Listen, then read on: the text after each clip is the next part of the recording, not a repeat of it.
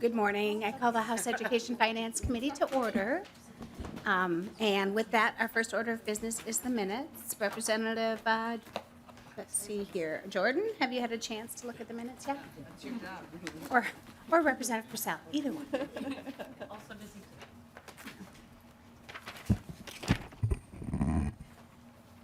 Madam Chair, I have now reviewed the minutes. And I would move their approval. Thank you. Representative Jordan moves the approval of the minutes for March 27th. Are there any questions? Seeing none, all those in favor of the minutes, please say aye. Aye. All those opposed say no. The minutes of March 27th are adopted. With that, our next order of business is to welcome our new member, Representative Brian Lawrence, who's joining us today. And we thought we'd let you give a few minutes to introduce yourself, what school districts you represent, and your area. And then we'll go around and briefly do the same for you so you can get to know us. Okay, appreciate that. My name is Brian Lawrence. I'm from the Princeton area, House District 27B, and was sworn in yesterday and thrilled and honored to be a part of the House and be a representative at this point in time. And grateful to be appointed to this committee as well. I know that it's late in the game, but looking forward to catching up and learning about the process that we have here. And so forward to working with you. I live in the just south of Princeton, Baldwin Township, with my wife of 28 years and where we raised our 4 children, 2 of which are married at this point in time. The third is going to be married at the end of the month, end of May, not this month, end of May, and one in high school as of yet. And so he's a junior in high school. I've been part of a family farming business where we raise registered Hereford cattle as well as Kentucky bluegrass sod. My mother, brother, and I still own and operate those businesses together today. And so other than that, the school districts, I've got Princeton School, Zimmerman Schools, as well as St. Francis at this point in time that I get to be a part of. So, and my children actually wound up, because of where we live, they get to be a part of the Princeton School District at this point in time. So just grateful and excited to be able to be a part of our process. So thank you. Thank you. And with that, we'll move around the table too. I'm Representative Cheryl Youakim. I live in Hopkins, represent Hopkins, parts of St. Louis Park and parts of Edina, and represent all those 3 school districts. And then I'll move next to our committee administrator. Holly Sick-Bennick, Committee Administrator, Education Finance. And then Representative Clardy, and then we'll just move around. I'm Representative Clardy. I represent Inver Grove Heights, Sunfish Lake, Lilydale, Mendota Heights, and South St. Paul or West St. Paul. And the 2 school districts I represent are Inver Grove Heights and Mendota Heights. I'm Representative Vernig. So thanks for coming. I'm now not the new guy. Woohoo! I represent Rosemont, Apple Valley, Egan, District that's 196, and West St. Paul, District 197. I represent 52B, Egan, Mendota Heights, and Mendota. Hi, I'm Representative Lucy Ream. I represent Chanhassen and Chaska, so I represent the Eastern Carver County School District as well as Minnetonka School District. We also have the Intermediate District 288 in my area and a number of charter schools, including the World Learner Charter School. So nice to meet you. Hi, I'm Lori Pryor. I represent the southern part of Minnetonka and the northern part of Eden Prairie. And the school districts are Hopkins, Minnetonka, and Eden Prairie.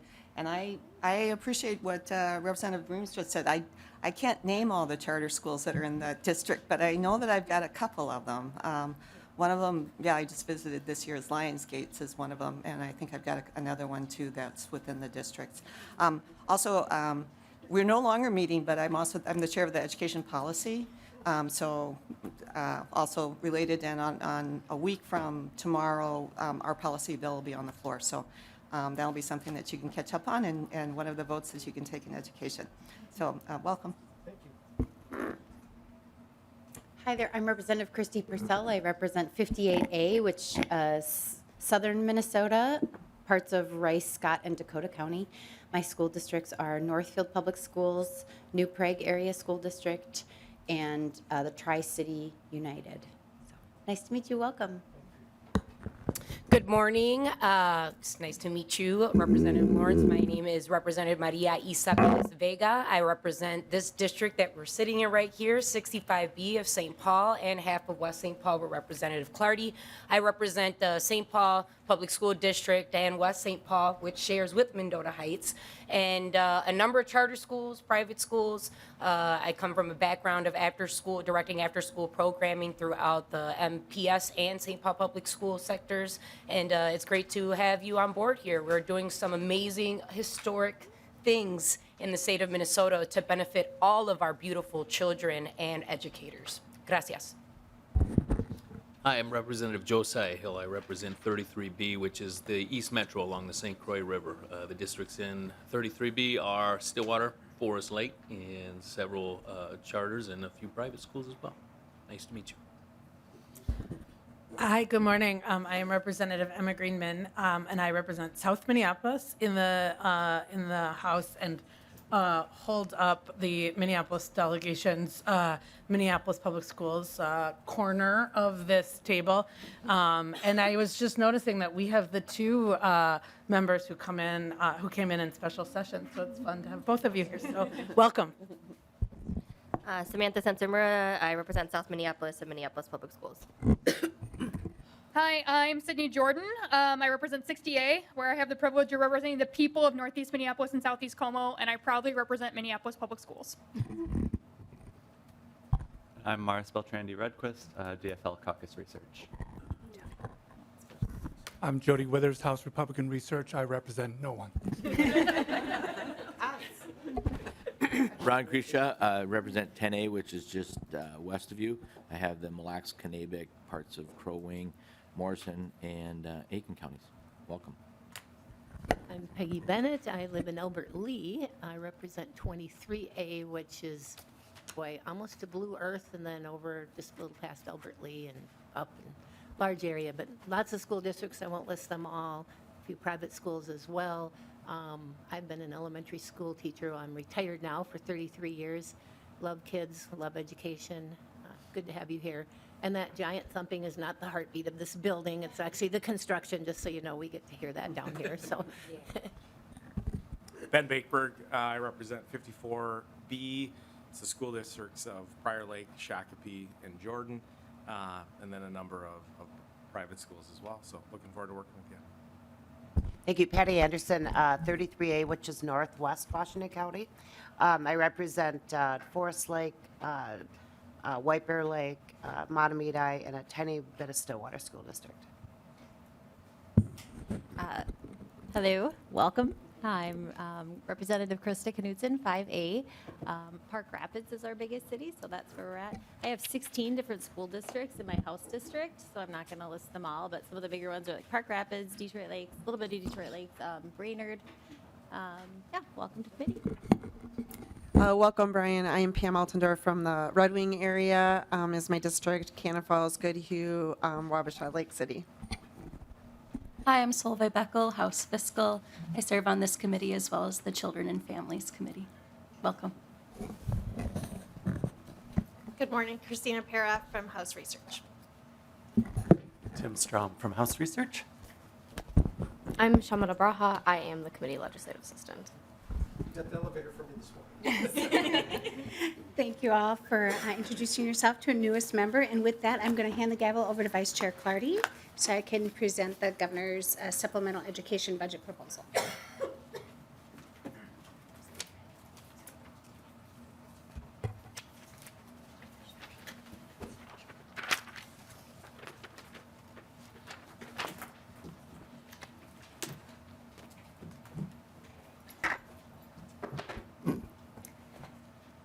Good morning.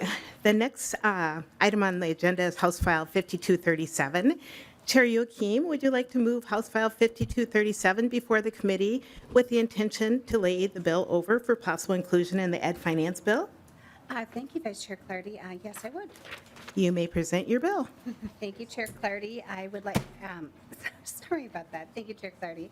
As you said, this is the Governor's Education Finance, Supplemental Finance Bill that is traditional for the Chair of the committee to carry the Governor and Lieutenant Governor's proposal in our committee for the discussion. That's what we're doing here today.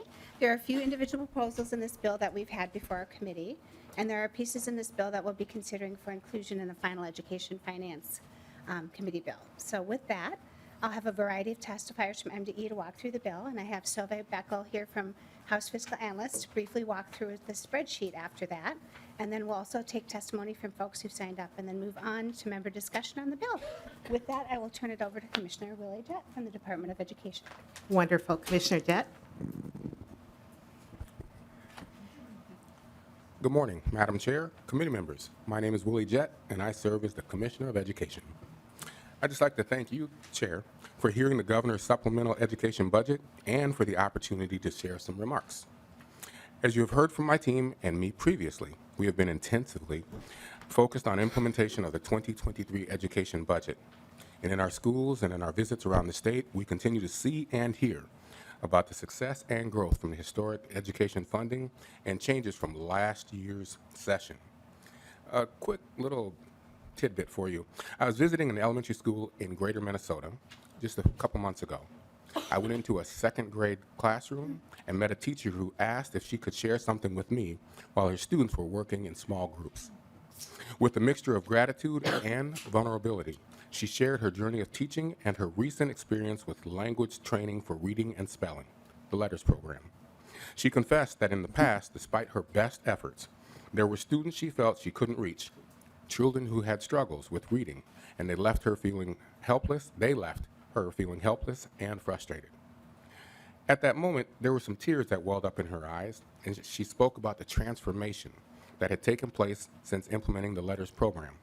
She described how the structured and systematic approach had equipped her with the tools and confidence to help every child in her classroom become proficient readers. She shared her appreciation for the direction provided by the state and MDE, admitting that while she was reluctant to take on new professional development at this stage in her career, but she also said that without the expectation and support MDE provided, it's likely little would have changed. In that moment, I witnessed the profound impact that effective training and support can have on dedicated educators. Her tears were not just tears of sadness for the past, but tears of joy for the future, a future where every child has the opportunity to unlock the magic of reading and soar to new heights. As I left that classroom that day, her words lingered in my mind, and it was a powerful reminder of resilience and dedication of teachers everywhere across the state. And I just couldn't help but feel a sense of renewed inspiration. And for that, I just want to say thank you. In the supplemental education budget, the governor focused on refining those newly enacted programs, technical but necessary statutory changes, and no-cost ways the state can continue to improve. Many of these supplemental budget proposals reflect changes that need to be made this session. Last year, the legislature, in addition to making 4,000 expiring voluntary pre-kindergarten spots permanent, set aside $50 million for additional voluntary pre-kindergarten seats. This year, the supplemental budget includes the necessary changes to allocate 5,200 seats to districts. Voluntary pre-K is a critical program to support our preschoolers across the state, and both families and district alike are asking for more, so we're excited about the growth of this program over the coming years.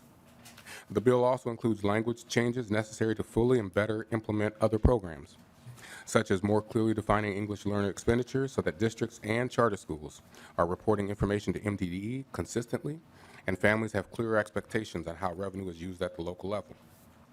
Other changes in the bill will provide more flexibility for grant funds to support the workforce to reach as many educators as possible, and streamline implementation of various programs. These are changes that we hope are straightforward and easy to support. I appreciate the committee's time today and look forward to partnering with you as you put together your omnibus budget bill with our shared goals of supporting a safe, healthy, and supportive teaching and learning environment for our students and educators. And with that, I'm going to turn it over to my colleague, Adosh Uni, to walk through the bill. Thank you, Commissioner Jett. Mr. Rooney.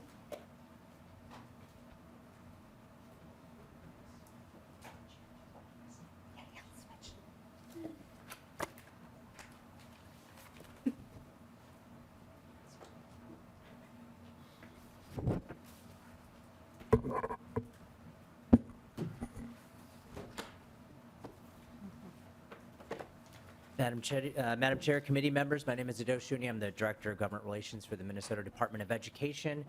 And I'm going to walk through the governor's bill as soon as, or as quickly as I possibly can, but I'd also like to note if there are any questions along with me, I have my colleagues from the government relations team here, and then online we have our Director of School Finance, Kathy Erickson, answer any technical questions. Article 1, the first section is the clarification on kindergarten average daily membership. This was a proposal that was passed last year, but there's still some cleanup language that needs to be put in. This is in two sections, Section 1 and Section 5 of Article 1. The next section is on area learning center transportation aid. It's a modification to allow for recipients of area learning transportation aid to include cooperative units that provide their own transportation for ALCs. The next section is on the English learner cross subsidy qualifying cost definition. Remember last year the legislature not only put more funding for English learner aid, but also created an English learner cross subsidy aid stream starting in fiscal 27 that relies on second prior year data, so fiscal 25. So we're coming forward with some parameters, a definition of what those qualifying services would be for English learner services. So it adds definition and law regarding the allowable costs and more specificity to provide clarification to districts, and that'll be aligned with more guidance that we put out as a department. Section 4 is aligning the law with what the best practice would be for school unemployment aid distribution. We put out a survey this last fall to districts to ascertain what their costs were for unemployment aid for hourly school workers during the summer term to allow districts to be able to get funding when the bills came due for providing that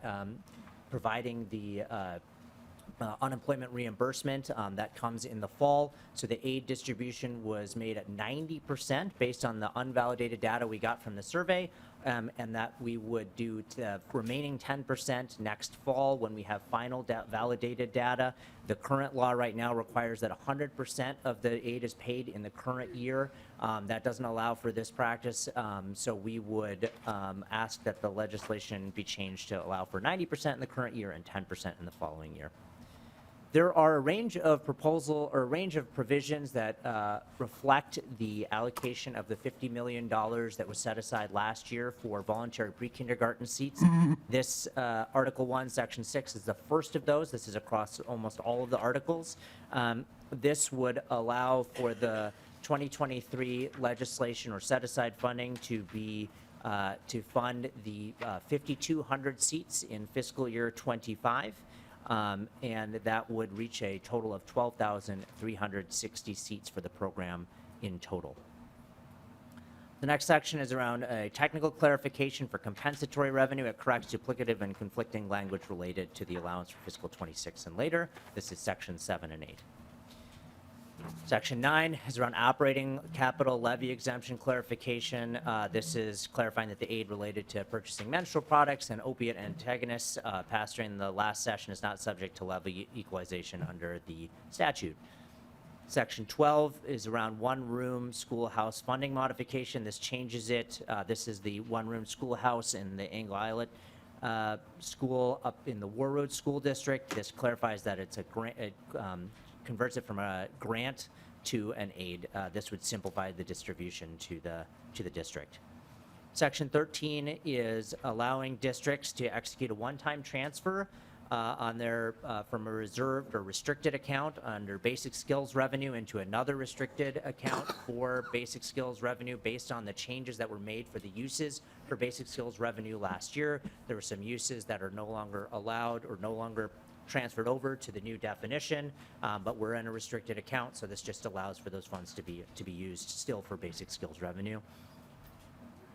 In Article 2, Section 1 is around clarifications for paraprofessional training aid. This clarifies that all of the recipients of the aid have to provide the training, and this is specifically adding in intermediates and other cooperative units, Perpich Center for Arts Education, and the Minnesota State Academies. They already received the aid, but this provides the clarification in statute that they have to provide the training there. We just wanted to make sure that that was tightened up. And then it additionally defines compensation eligible for reimbursement as regularly hourly wages, FICA taxes, and employer-paid pension contributions. The next section is the first of, I think, 7 or 8 around grant appropriation availability modifications. This extends the availability of 7 grant programs administered by MDE from June 2024 to June 2025 and makes technical corrections to 3 others. I'm not going to point them out as we go along, but this is just note that there's 7 or 8 of them across the bill. The next one is also around a grantee modification, but this is specific to the Minnesota Council on Economic Education. This aligns the grant timeline with other named grant timelines for other grantees, and this is in line with the Office of Grant Management. This one, in current legislation, requires the department to allocate the funds on a date specific, but this would allow us to distribute the funds based on deliverables and at the same time eliminate the statutory timeline for payment. In Article 3, this is around American Indian Education carry forward adjustment. This revises the period in which the funding can be carried over from 1 year into the next. This extends it from 6 months to 1 year that it can be carried over and be expended by. So if a district has funding left over in year 1 under American Indian Education aid that they receive and have approved under a plan they submit to the department, if they haven't expended it completely, they would be able to carry over a portion and then expend it by the end of the next fiscal year for those same purposes. In Article 4, the second section is on alternative teacher compensation revenue or QComp program. This is just making it clear in statute that any funds that are reserved that have been unused in year 1, if they're used and reserved for the next year, that they have to be in a restricted fund and only used for their intended purposes. The next few sections are on the Grow Your Own program. This would do several additions to it. First is adding tribal contract schools and eligible grantee. It would allow scholarships to be used at community colleges, and then it would allow existing grantees to revise their current grant agreements to allow for any of these new uses or any new uses that would come to the statute in the future. The next set of sections is around the Special Education Teacher Pipeline Program the grant that was passed last year. This also adds tribal contract schools as an eligible grantee and allows funds to support any participant employed by the recipient. So that would add Tier 3 and Tier 4 teachers, employees, and it would allow also community members affiliated with the grant recipient to be eligible participants in that program, and then allows existing grantees to revise their contracts to allow for these new changes to grants that they've already executed once the law passes. And I want to be clear that the addition of these of Tier 3, Tier 4 is still after the Tier 1 and Tier 2 teachers are prioritized. So it doesn't change anything around the prioritization buckets. It just allows, if there's funding left over for grantee participants to be able to use these funds for their Tier 3, Tier 4 teachers. Next section is on the student support personnel aid. There's some modifications to allow districts and charters to retain the unspent aid in a restricted fund balance, and that's limited to the amount of the prior year's aid allocation. Currently, if there's any unexpended aid, the law is written would require the funds to go back to the general fund. This allows funds to be carried over from year to year, but still be used for those purposes. Section 12 is on the statewide teacher mentoring program. This allows the funds to be used to support mentorship for Tier 2 special education teachers in addition to the current participants who are Tier 1 teachers. Article 5 is on charter schools. This is a modification of the charter school lease aid review. This allows the commissioner to develop a system of analyzing the financial viability of multiple charter school leases. The next few articles 6, 7, and 8 are sections that have to do with the modifications for amounts that are associated with the voluntary pre-kindergarten program, as I had mentioned in the first article. or they are grants that have extended timelines, as mentioned in the first article as well. So I'm not going to cover those in this presentation, but happy to answer any questions should they come up after that. Article 9, I just wanted to point out this voluntary pre-kindergarten section specifically because this is the actual language that adjusts the number of seats, and so it's just important to point this one out. It's not like the other sections that adjust numbers in other aid programs. This one is one of the more operative sections in here. The next section is the Head Start administrative support. This allows 2% of the early Head Start and Head Start appropriation to be used for state level program and funding distribution for support beginning in 2025. And I believe the section 4, I apologize, in this first bullet point about voluntary pre-kindergarten, section 1 is around the seat adjustment. Section 4 is the repealer that repeals the session law from last year that allocated the initial $50 million set aside. And then that resulting repeal also is associated with all the other sections that distributes the funding across the other aid streams. And Article 10 is the state agencies. This is around $2.8 million appropriation to Pelsby for information technology costs. And then Article 11 is just the standard forecast article, and that completes the review of the governor's 2024 supplemental education bill, Madam Chair. Thank you, Director Uni. We are now going to move on to Ms. Solvig. Ms. Beckel. Thank you, Madam Chair. Solveig Beckel, House Fiscal. So you received 3 spreadsheets in your packet. The one that I am going to go through is on the letter-sized page. It's the change-only spreadsheet, so it's just going to highlight the changes that this bill is making over the base budget. So the title is House K-12 Education Finance, Governor's 2024 Recommendations, Change Only. Now, the voluntary pre-kindergarten measures that Mr. Uni just mentioned take up the bulk of this spreadsheet. So the voluntary pre-kindergarten changes are in Article 9, but then they are also spread throughout the bill because they are on a pupil formula. So the changes for VPK impact not only general education, but you can see on line 8 here as well, achievement and integration aid, 9, charter school building lease aid, 10, alternative teacher comp aid, and you can see the other items in the formula funding that the voluntary pre-kindergarten changes impact. So the lines from 4 to, 14 are showing the changes of the increase in 5,200 voluntary pre-kindergarten seats in fiscal year 25 only. Line 15 shows the reduction from the voluntary pre-kindergarten reserve of $50 million that was established last year. And now that was just set aside to create more seats, but they weren't sure at the time how much those seats would cost. So the $50 million was set aside, and because the 5,200 seats only cost roughly $38 million, you can see $12 million is left over from that amount. Of course, when it comes to anything on the formula or in education, Representative Lawrence, you'll learn this soon, everything is 90-10 if it's a program. Most things are 90-10 if it's a program, not all things. So you can see then in column D, that is the 10% cleanup payment for those voluntary pre-kindergarten impacts. So $4.128 million is being spent in the second biennium for the voluntary pre-kindergarten changes.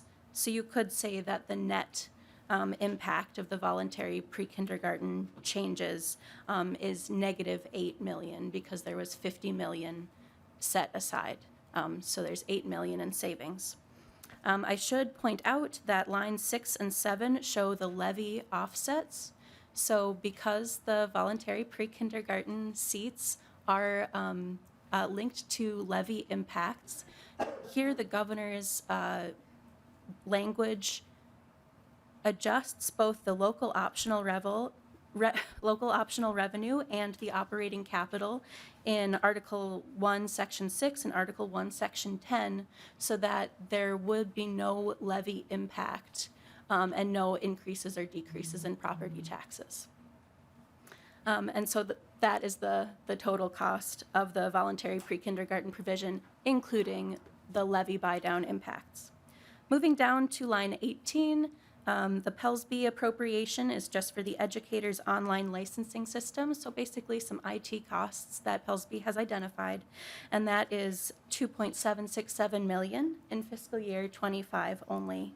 So the total general fund changes in fiscal year 25, fiscal years 24 and 25 is negative 9.237, so a savings of negative 9.237, and then the impact in fiscal years 26 and 27 is 4.128 million, so in spending. There are changes to the special revenue fund as well. Mr. Uni mentioned the change in Article 1, Section 4 of the unemployment aid account. So this is just shifting that account to a 90% and 10% program because it was previously established as a 100% entitlement in the current year. So this is just shifting it like many other education programs are shifted. The back of the sheet just provides some more detail on the levy breakdown, what each of those levies, how they are impacted by the voluntary pre-kindergarten seats. And this is in entitlement versus appropriation. At the front page of the spreadsheet shows appropriation. This side of the sheet shows entitlement. And Madam Chair, that is the spreadsheet. Thank you.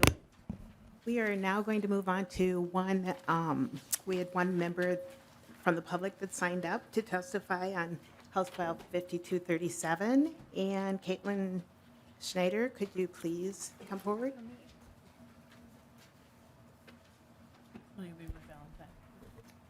Hello, Madam Chair and members of the committee. My name is Caitlin Snyder, representing Education Minnesota and our 84,000 educators today. I'd like to start with one piece of this budget that we're very excited about, and it's a real sleeper on the hanger, but really fantastic when you try it on. And that is on page 28, the appropriation for PELSB. This is money to allow all of our teacher members to do their online licenses online versus the current paper process. And I know that none of your constituents are writing in saying, please fund PELSB, but they are writing in about things that PELSB does, like the STAR report on retention, how well we're keeping or not retaining our teachers of color, our special education teachers. So it's critically important to so many things that we work on at the Capitol to maintain their budget and make sure that they're easily accessible. The second item I'd like to talk about is in relation to the special education teacher pipeline. I'm referring to language at 17.18. We would prefer to maintain listing paraprofessionals here. And why? The reason why is because we think that they should also be elevated in the priority, both from MDE awarding the grants and the grantees themselves. So right now we are prioritizing Tier 1 teachers and Tier 2 teachers. We feel paraprofessionals are also worthy of that elevation as well. We're a little confused by the inclusion of community members. An employee has a very clear relationship with an employer. There's a connection there. There's a relationship. There's probably a contract outlining that relationship. I'm curious what community member means in this instance. Third, I would like to talk about language on page 18.21. This establishes a reserve account for the student support personnel aid that was appropriated by the legislature last year. It is my understanding that this language was brought forward without consulting any school counselors, school psychologists, school nurses, school social workers, and I want to say that I understand the difficult position the agency is when it comes to the governor's budget. It is the governor's budget. He has the right to put it on the table, and that can limit some of these conversations in the forefront. But there's sort of a troubling trend happening where people, for all good intentions, are making changes to student support personnel aid without those personnel at the table. They have a different proposal. It's House File 4817, a Representative Berg bill, that would allow a reserve account with limits. Their approach is a dollar-sized limit. I worked with Mr. Strom, and having a carry forward for a year or 2 years would require a lot of paperwork that no one here wants to do. So their approach was a dollar limit on that reserve account. This money is to be spent on our kids. It's not to be carried forward year after year after year. So we would appreciate that consideration for the committee. And lastly, as the committee has a target that is above this bill, as you're building your budget, I would strongly urge consideration for READ Act stipends for our teachers undergoing training and supports for our student teachers. Thank you. Thank you, Ms. Snyder. Do we have any questions, committee members? Representative Sensimura? Thank you. So my question is about the voluntary pre-K seats. So I'm wondering if someone can explain kind of how are those seats being allocated throughout the state, and when will we know kind of what the number breakdown is by district for those seats? Chair Youakim? Thank you, Chair Clardy. And with that, I believe they're being allocated through the regular process, and I see Representative Perez Vega from Early Childhood shaking her head yes, but I'll also toss it to nonpartisan staff. Oh, MDE, actually. Thank you. As you approach the stand, please identify yourself. Madam Chair, members, Shayna Morris, Assistant Director of Government Relations at the Department of Education. Representative Sensimura, they would be allocated just like any other additional seats are allocated. Well, this is an increase. This is something the department actually goes through often on a biennial basis because the 4,000 seats haven't been made permanent in the past. So they'll get allocated as normal. Districts will have an opportunity to apply, and they'll be, again, allocated just like they are under statute. Thank you, Ms. Morris. Follow-up? Yeah, thank you. Sorry. Representative? And I think I'm just not super familiar. Can you explain to me how they are currently allocated? Sure. Madam Chair, May Representative proceed. Sensimura. It's a little bit nuanced, but generally speaking, there's regions in the state, and the overall allocation happens based upon kindergarten enrollment. So looking at the kindergarten enrollment of each region gets seats, and then within that region, they're allocated based upon some different criteria on the sites. Thank you, Ms. That applied. Sensimura. Thanks, Ms. Morris. Representative Sensimura, follow-up? So, and maybe we can continue the conversation if it's just me that's, so when do districts kind of know how many seats they have? Madam Chair, Representative Sensimura. Ms. Morris. Typically, there's an application process that's established in statute, where I want to say it's like January 31st, and then there's a couple months until they would know. So right now, what will end up happening is if this passes, those allocation changes will be made sort of, I don't want to say on a retroactive basis, because of course the seats are prospective, but it would be sort of a review and renewal of the application process that's already occurred and the seats that have been applied for. Thank you, Ms. Morris. And maybe it's worth also pointing out that the demand for voluntary pre-kindergarten seats by our districts has greatly exceeded what's been available from the state. So there's not a concern that these seats haven't been applied for or where do they need to go. The districts have said, here's our capacity, here's what we want, and that's even knowing a lower limit. And so there's also, again, a statute pretty clearly lays out how they get distributed between these regions, within the regions, and the districts have the capacity. So I don't think there's a question in our mind about how this would roll out. It's just more of a, when will districts get the notification? And that probably would take like a month after something like this passes to get the official notification. Thank you, Ms. Morris. Representative Sensimura, any follow-up? Okay. Lead Krisha, And I can go to the end if you don't have any other ones. any other questions? Representative Vernig. Thank you, Madam Chair. I have a question too around what a community member affiliated with the grant recipient is. I don't know, Rep. Youakim, if you can answer that or not, and why we're prioritizing that over paraprofessionals or unlicensed staff who are ready. Thank you. Mr. Uni. Yeah, thank you, Representative Berg. Since it is the governor's proposal, I will pass it over to Mr. Lee. Thank you.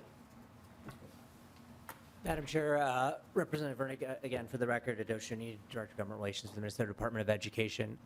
To the second part of the question, it's our intent with the language that this isn't prioritizing any community member over paraprofessionals. It's employees and community members.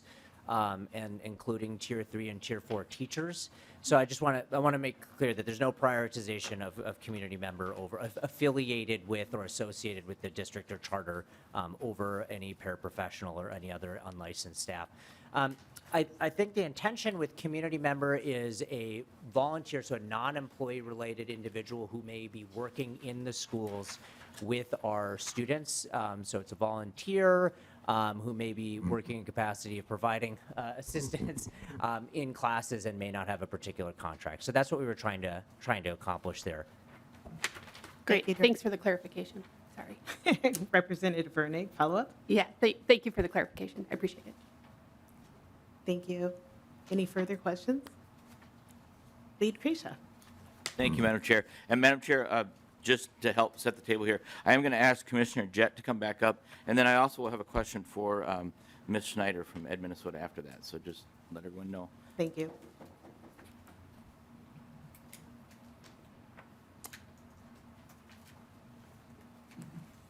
Welcome back. Could you please identify yourself again for the record?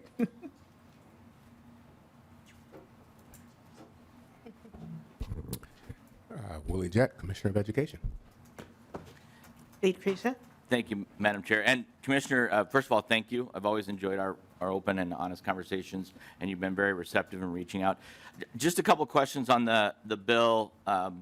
So first of all, I notice in here there really isn't a focus on some of the graduation, the stagnant graduation rates, and some of the chronic absenteeism. And I'm just looking for, and I'm not asking you to defend or deny, just tell me why there's not as much focus on there. Where do you think the governor's stance on that? How would you respond to that? Commissioner Jett. Madam Chair, Representative Krisha, in terms of the emphasis on graduation rates and absenteeism, that is something that I've spoke at length across the state and had conversation with superintendents and district representatives and the governor's office about absenteeism, and it's also a big thing at the national level. Your question, I believe, was where is that, or why is there not, your perception is that there's not as much emphasis on that in the bill. And I think we need to get our hands completely wrapped around it. And so what we're doing is speaking to different districts and superintendents and having that as a national conversation. I actually have a meeting next week with a local district or a consortium of superintendents, because there's no right or wrong answer in terms of how to do that, but we want to make sure that we're doing it correctly and in sync and in collaboration, because it's not just an MDE, it's not just the governor, it's not just a legislative moment. It's about local control and what we can all do together to attack absenteeism. Lead Krisha, follow up. Yep. Thank you, Madam Chair, and thank you, Commissioner, for that. And I appreciate that answer. I think you're right. I think it is a larger conversation. We've had a number of bills, and there's a number of groups around the Capitol that think they have the answer to that.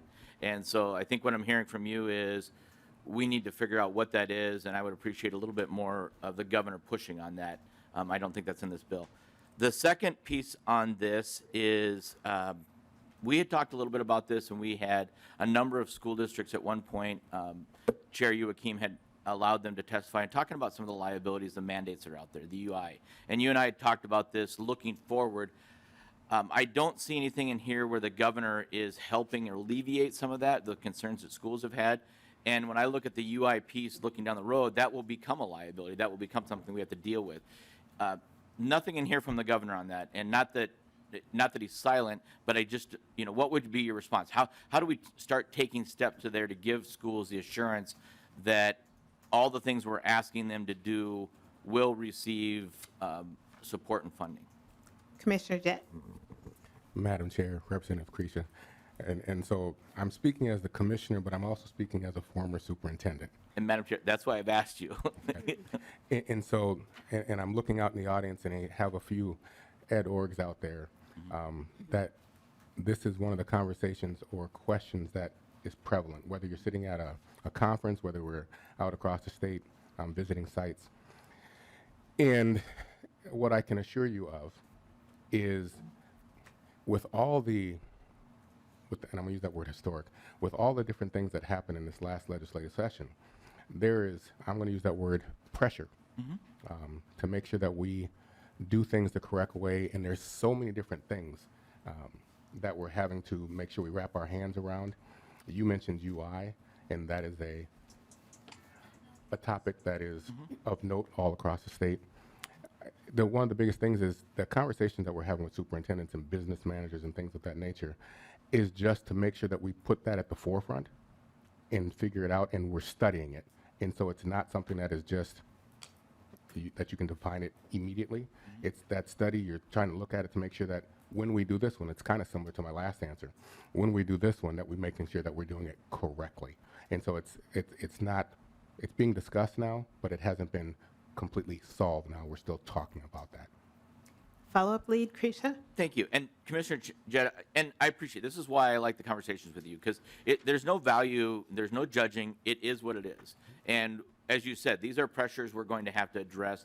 And so I guess, in what you're saying and what I'm hearing from your former superintendent role as well as the commissioners, we do have to put this in the forefront, and we need to know that these are things that schools are going to be facing. And it just is. And that's, I want to make sure we talk about it in that context, so thank you for that. My last question for you, and I want to understand this, on lines 15.11, 16.1, 17.19, we add tribal contract schools in as the grantees. Why do we specifically have to add them in? Were they not eligible before? Commissioner Jett?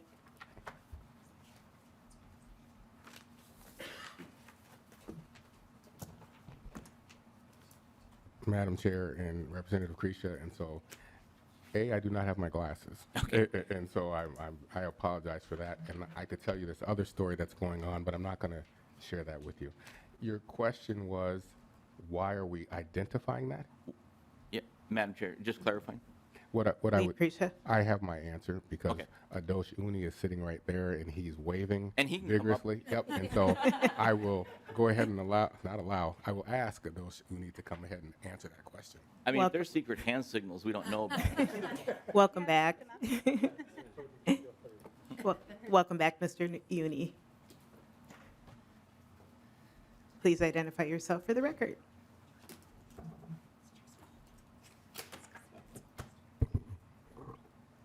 Yep, Madam Chair, committee members, again, for the record, Adosh Uni, Director of Government Relations, the Minnesota Department of Education.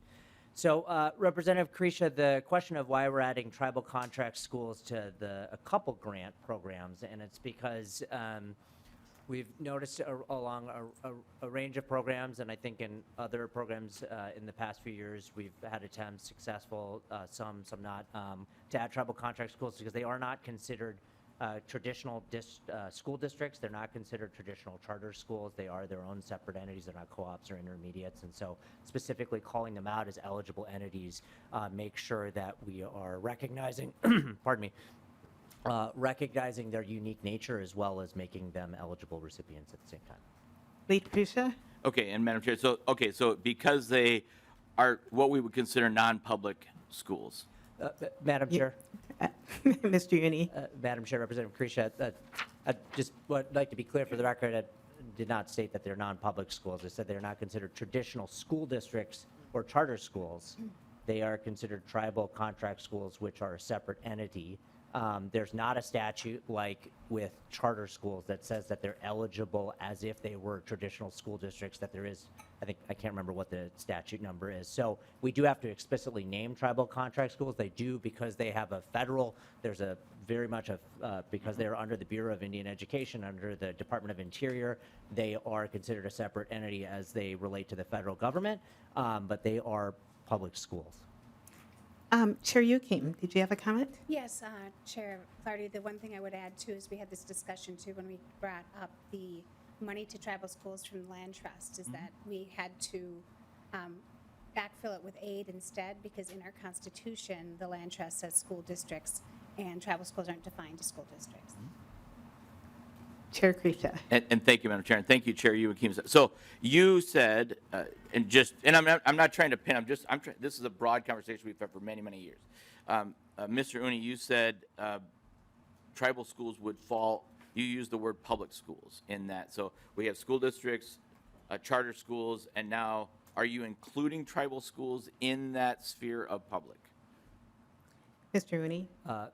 Madam Chair, committee members, they are a entity that is separate from traditional school districts, charter schools, intermediates, co-ops, which are all public entities. They themselves are also a public school. They just are run under the federal government. They also receive aid from the state for specifically for tribal contract school aid, and do operate serving our schools in the public education system run under the federal government. Okay. Thank you. Madam Last- Chair, and then, last yes, so follow-up? thank you for that. And then I just have a question for Ms. Chair Schneider. Krisha. I'm sorry, Lead Krisha. Ron's fine. Thank you. I don't, no further, thank you, Commissioner Jett, and thank you, Mr. Uni. And I just, one simple question for Ms. Schneider.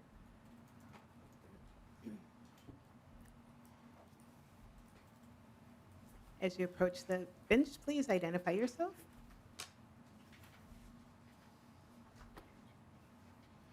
Madam Chair, it's the world's least interesting game of musical chairs. I am Caitlin Snyder with Education Minnesota. Chair, I'm sorry, Lead Krisha. And thank you, Ms. Schneider, for, so it has been, I've heard oftentimes of taking money away from the public schools and that. When I go back to these sections, it seems like we are in fact taking the money out of the traditional charter schools public realm, and what we would call, and I won't, just for clarity in a non-public role, would Ed Minnesota support continuation of moving those dollars out of that sphere into other non-traditional entity schools? Ms. Schneider. Madam Chair, Vice Chair Krisha, just to confirm my understanding of your question, are you talking about the portions of the governor's budget that allows tribal contract schools to compete for grants? Lead Krisha. So my question is a broader sense. So this is, we're starting down a path. If we're going to include tribal schools in the non-traditional, if that's the terminology we're using now, would Ed Minnesota support the continuation of moving those dollars on the grant and other programs? It looks like we're heading down a path where we would open up the door for non-traditional schools to be able to get funded. Ms. Schneider. Madam Chair and Lead Krisha, I feel like Mr. Uni had a much better explanation of how tribal contract schools fit into the landscape of education in Minnesota. These are schools that are held to the federal accountability system, just like our traditional public schools. They are required to administer the MCAs. They are required to serve students that come to them. Education Minnesota has never taken a position against allowing tribal contract schools to be eligible for state funding, and I hesitate to say this, but I would be willing to bet we never will. Lead Krisha, follow up. Okay, and thank you for that, Ms. Schneider. So, I mean, I'm looking at this. Some of these will fund or help teachers in schools that are non-traditional, as the terms. And so, what I'm hearing you say, and you know, I'm not trying to put words in your mouth, but Ed Minnesota wouldn't take a position one way or the other on the tribal side, but if it was another non-traditional entity, and we'll just call it out, say a private school, is Ed Minnesota going to take a stance on that? Ms. Snyder. Madam Chair and Lead Krisha, tribal contract schools are subject to federal accountability. They are subject to the Americans with Disabilities Act. They are required to provide special education. They do not get to discriminate about the students that they enroll. Education Minnesota has no position against funding tribal contract schools with state funding. Madam Chair. Lead Krisha. Thank you. Good dodge. Ms. Schneider, what about other non-traditional entities? Would there be an openness to that, or would there be, and this would be my final question. I'm not really trying to pin us, but we are heading down a path here, and I just want to see, because I've heard the other way, would Ed Minnesota be open to that, or is that just, and you don't have to answer as well either, I'm sure we. Madam Chair and Lead Krisha, Education Minnesota has a longstanding position against private school vouchers. Madam Chair, if I may, I'm very thankful that Lead Krisha called me up here for a question. There was one piece of my testimony I skipped over that I think is really important for the committee to hear, so I'm going to do a second bite at the apple.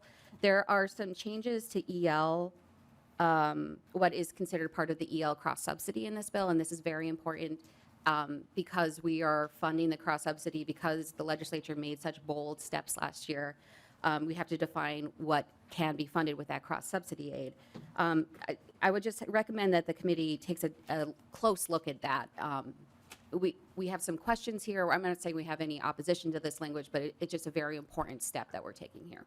Thanks, Ms. Schneider. Thank you, Madam And with I'm sorry, just want to follow up to that one last statement, if I could. final statement. Thank you. I didn't use the word vouchers, but you did. My point on this is, if we're going to find ways to help teachers, teachers are valuable in non-public schools as well as public schools. And I'm not looking to pin one entity against the other one. I'm just saying we're heading down a path, and I do believe that my position would be there are ways to help those teachers in their development, and we should consider that. And it was not by any way looking for vouchers. It was about professional development. So, thank you, Madam Chair. Chair Youakim, do you have any final words on your bill? Yes, thank you, Representative Clardy. Just saying, this is what we do. We carry the governor's bill and the lieutenant governor's bill just so we can have conversations like this because it's important. Members, thank you for the questions and discussions. And I renew my motion to lay over House File 5237 for possible inclusion in an education finance bill. So with that, the chair lays over House File 5237 for possible inclusion in the Ed Finance Bill. And I'll hand the gavel back to Chair Youakim.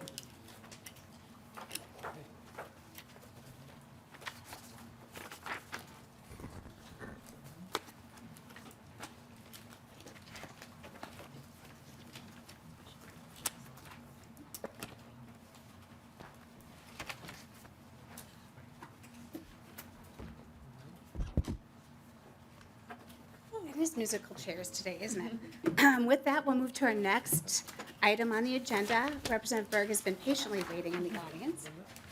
And our next item is House File 5007. Representative Berg, welcome back to the Education Finance Committee. Thank you, Madam Chair. House File 5007 before the committee with the intention to lay it over for possible inclusion in Education Finance Bill. Representative Berg, go ahead. Thank you, Madam Chair and members of the committee. In 2023, most of you may recall, legislation was passed to allow school districts to provide transportation to pupils to attend or from an area learning center program to be eligible for state aid reimbursement. $1 million per year was appropriated. The statute as written, however, applied only to traditional school districts, not our other school districts, such as intermediaries and other cooperative school districts. House File 5007 expands the list of districts eligible to apply for Area Learning Center transportation aid to include intermediates and other cooperative school districts. We know students enrolling in ALC programs often find it challenging to attend the area learning center of their choice because of lack of transportation.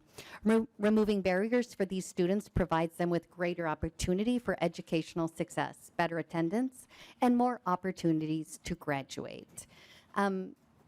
With that, I believe I have a testifier who is remote because she ended up not being able to be here in person. Thank you, Representative Berg. With that, we have a testifier, Michelle Balland, remotely. Please state your name for the record and proceed. Good morning. I'm Michelle Bayland. I'm a principal of an ALC that's part of an intermediate district, and I just want to say thank you for listening and having me here with you today. Just as what was said before, one of the biggest things that we struggle with is the barrier of transportation with our ALCs. Oftentimes, we speak about choice schools, and for many of these students, the ALC that fits them best or that has programming that best meets their unique needs is not the district that's in or not the school that's in their district, and they do choose to attend intermediate districts.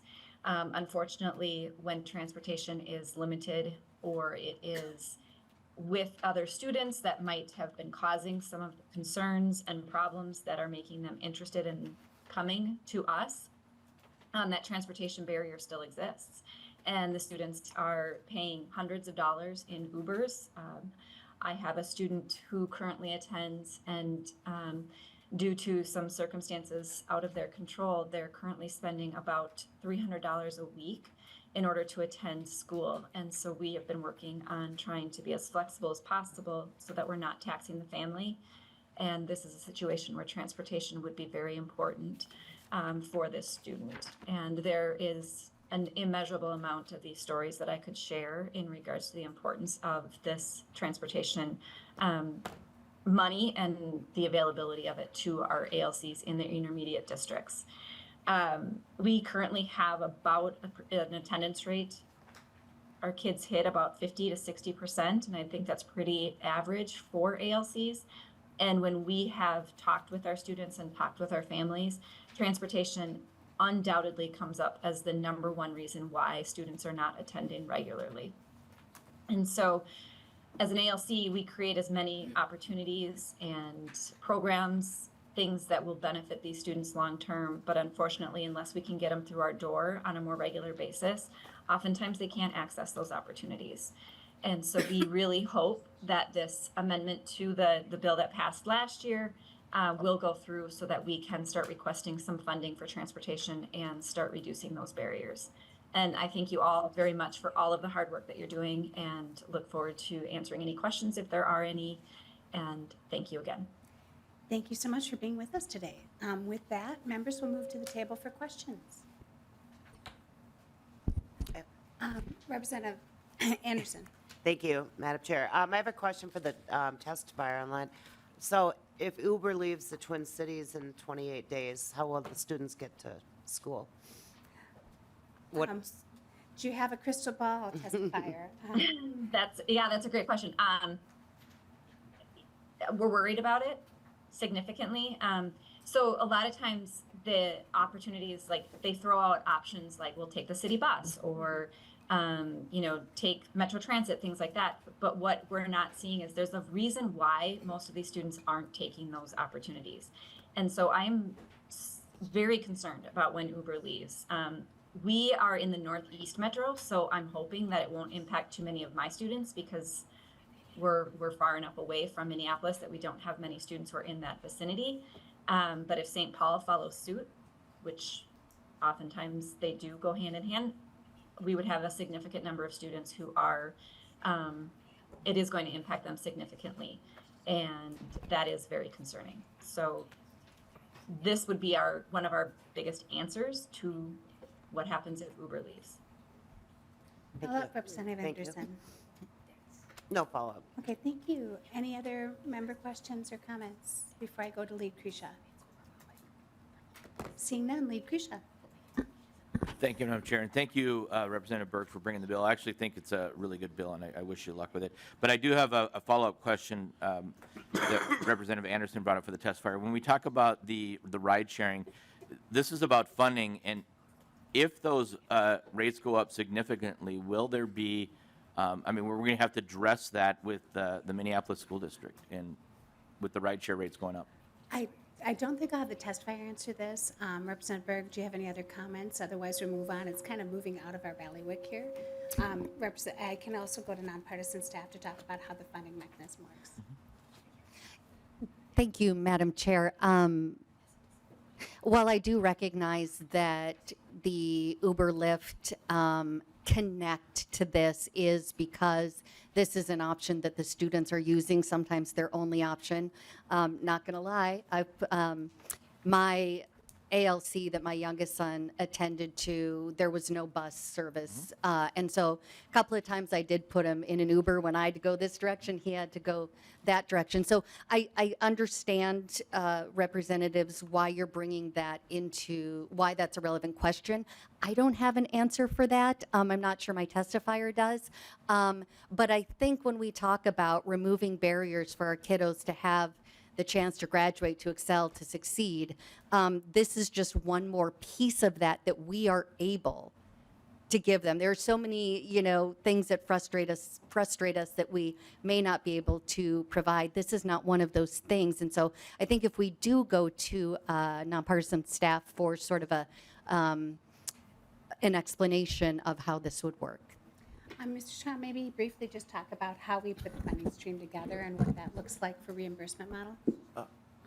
Madam Chair, Representatives Berg and Krisha, let me make two comments. The first about that reimbursement stream, and then the second about pupil transportation. In terms of the language that was enacted last year, essentially districts and charter schools, if they're providing the transportation themselves to the ALC, are able to submit a reimbursement. And this is similar to the way the reimbursement for the interdistrict integration transportation works. So it's essentially modeled after that same approach. the district providing the transportation lists its eligible expenses. Those are approved by the department and then reimbursed for that service in just the same way that the integration inter-district transportation has worked over the last 25 years or so.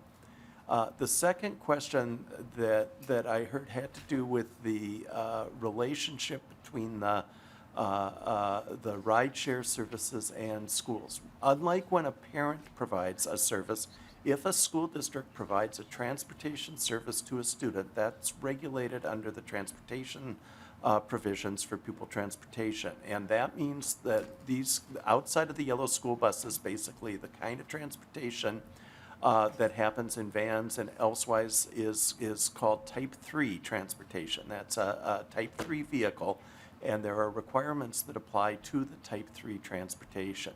So for example, for many of the Minneapolis school districts, children who are homeless and bused to their initial schools as required by federal law, those students take transportation in a vehicle that's been approved as a Type 3 vehicle. That involves an annual inspection and some other things. It's not real onerous, but there is the requirement on that. So a school district on its own can't essentially call an Uber for a student. That's providing transportation services, and that needs to actually be done in a way that's compliant with the Type 3 pupil transportation statute.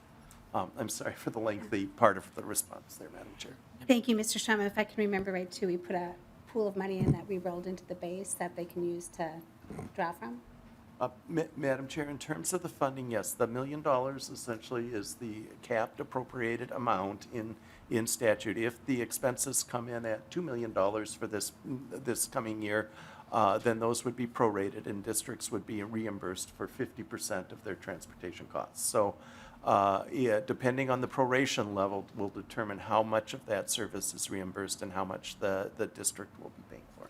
Thank you, Mr. Strom. And Representative Berg, I just want to thank you again for bringing this bill forward last year and seeing a need and trying to figure out a way to solve it. And we're waiting to see how this works out last year and this year with the reimbursement to see if we need to put more money into it next year. But with that, Lucretia, did you have a follow-up at all? All I just wanted, and thank you for the conversation, and thank you for the bill, and allowing us to have the tangential, because whether, and I'm really not trying to make this about the Uber Lyft deal. What I'm trying to talk about is student transportation. And we have to recognize that that is one of the transportation vehicles out there for many of these students. In greater Minnesota, you know, we're dealing with some transportation things, and I'll try not to get too far off topic, but just the amount of capacity of vehicles we can have and getting those. So this is very, very important. Thank you for bringing up Mr. Strom. Thank you. That was a very illuminating conversation, and I think that one all of us should pay attention to carefully is the different transportation modes and changes. It is what it is, and people are using those to move students. So thank you. That's all I had. Thank you, Madam Chair. Thank you, Representative Berg. Final comments. Thank you. I really appreciated what our testifier said when she said, unless we can get them through the door to our schools, we can't help them. And we have spent so much time and effort and have been really lucky to be able to do some big things for our students and their families this biennium. And to put it so succinctly, if we can't get them through the doors, then none of the work that we have done so far will make a difference. So it is a simple bill. It's just expanding the list of types of schools that can get this funding. And I appreciate the comments and the forward thinking about the Uber Lyft issue and how that impacts it. So I feel like it was a really good holistic discussion on it, which I appreciated. So thank you, Madam Chair and members of the committee. Thank you, Representative Berg. With that, I'll renew my motion that House File 5007 be laid over for possible inclusion in the education finance bill. And members, our work is done today, so I give you some of your time back. We will be back here tomorrow, regular time, regular room. Thank you. We're adjourned.